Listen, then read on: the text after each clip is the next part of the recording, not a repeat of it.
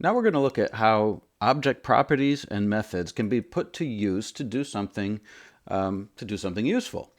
So our example here starts with this HTML. This HTML is basically two nested divs.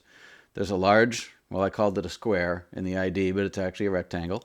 There's a large rectangle which contains a smaller rectangle, and the smaller rectangle at this point has nothing in it, and there's no styles applied. So if we look at this in the HTML, let me close my console.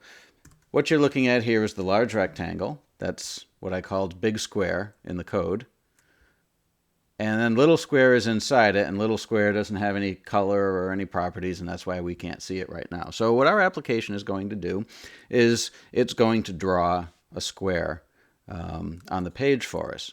So if we come to the JavaScript for this, you can see that I've actually set up a function called showSquare. And what showSquare does is it grabs the element by ID of the ID that's passed into it, and then it simply sets the following properties, the style properties. So these are CSS properties that are available from the HTML element that we've gotten with getElementById. These style properties, top left, width, height, and background color. If you're familiar with CSS, you're familiar with these properties.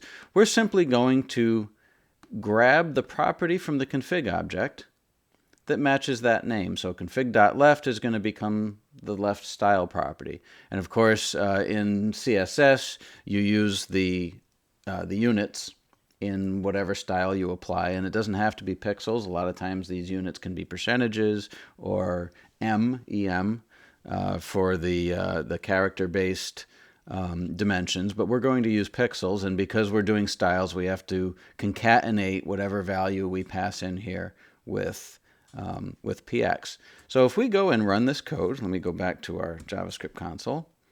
You can see it's actually not working because it says can't read property style of null on line 9. And if we go look at line 9, we see the problem here. Of course, the problem is that we haven't passed in any values for ID or config. So let's do that and see what happens. So the ID that we want to pass in is going to be little square, because in our HTML, that is the ID of this inner div that we're going to configure.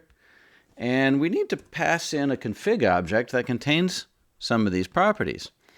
So let's create, using an object literal, a config object which basically has as its property names the style names that we are going to use in this code, and then the values that we want to apply. So here I've got a color that's vaguely blue of some kind, and then I've defined the coordinates, the top left and the width and height of how I want this thing to appear.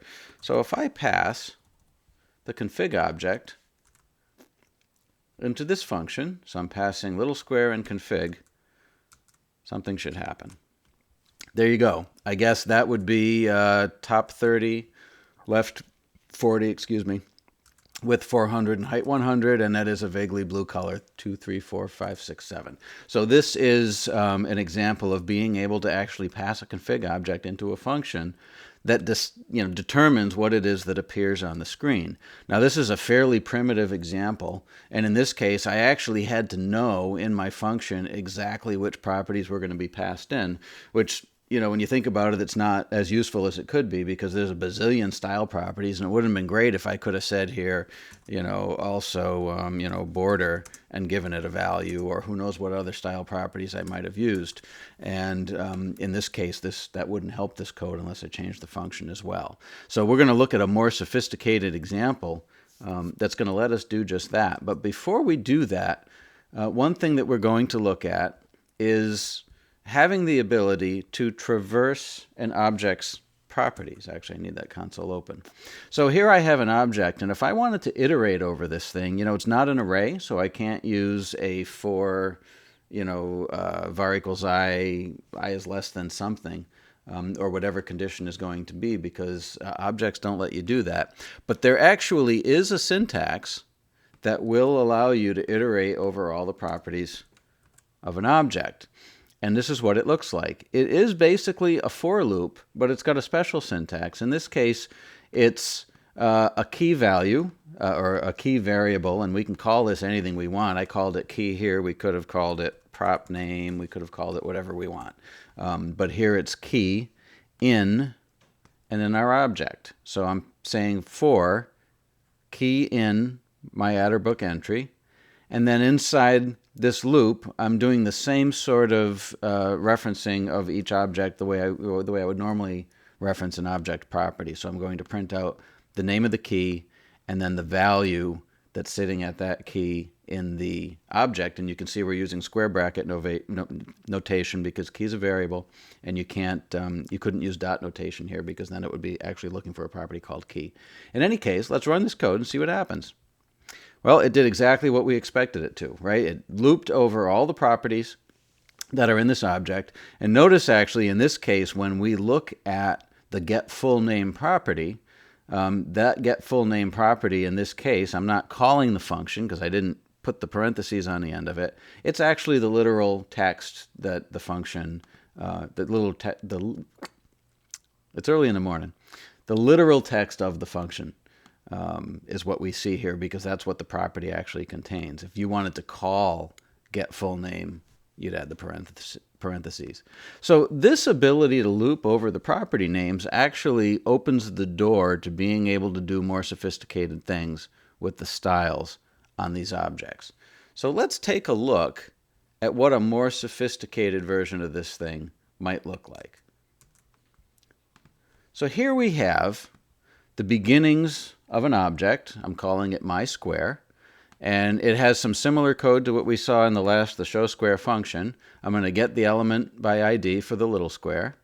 And then it's got some configuration parameters right inside it. Here's my config.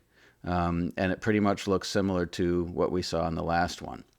So now I've got a function. I've got an object that actually has some configuration. Now, one of the things we don't see here is a draw function. So we're going to add inside this object a method. It's a property which is a function, and it's called draw. And I have it in quotes here, but I don't really have to. And basically what it's going to do is it's going to use that for in syntax to loop through the config object. And notice I have to refer to it as this.config because I'm referring to the enclosing function, the enclosing context that this function lives within, which in this case is the mySquare object.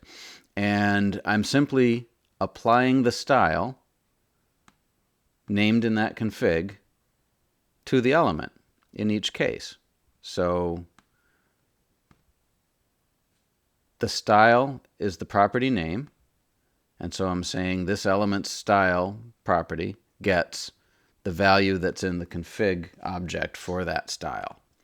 And what this should do is loop through this list and configure the square, or the rectangle, I should say, accordingly.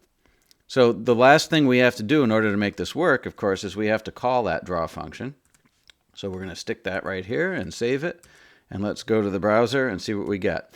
And we get exactly what we expected to get. We get a 100 by 100 square, 100 pixels from the top and from the left, and it's this color, whatever that color is, some kind of a brown. So that's pretty useful. That's kind of a cool thing to do. Now, what would be even better is if we could combine the features that we had in our last one, where outside of the function we could define what we wanted the properties to be. This thing has default properties, but what if I want to override those properties? So one way to do that would be to have draw accept an argument. Like, let's say that I allow passing an object, a configuration object, into my draw function, in which case it might look like this.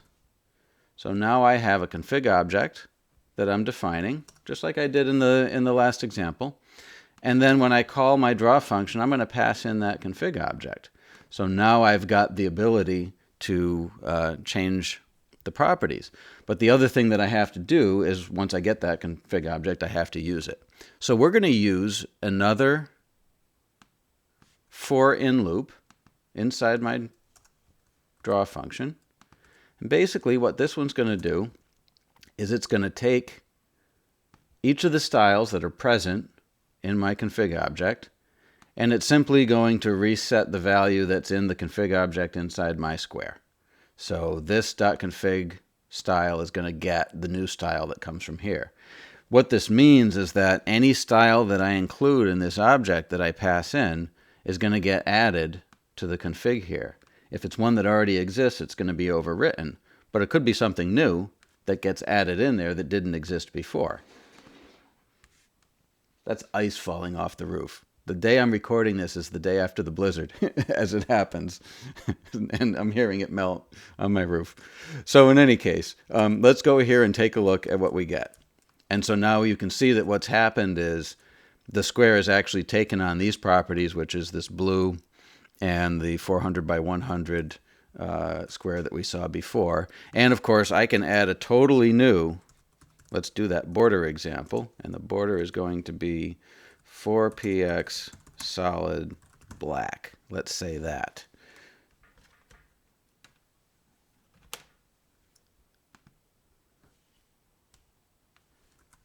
And let's see what happens.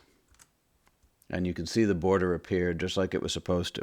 So with some fairly simple code, we've actually been able to create an object that's configurable. It knows how to draw itself, and that configuration can be overridden fairly easily. If I wanted to, I could actually take that one further and say, wouldn't it be nice to have an update method that would allow me to, on the fly, just update a single property? And that might look like this. I might pass in a property name and a property value.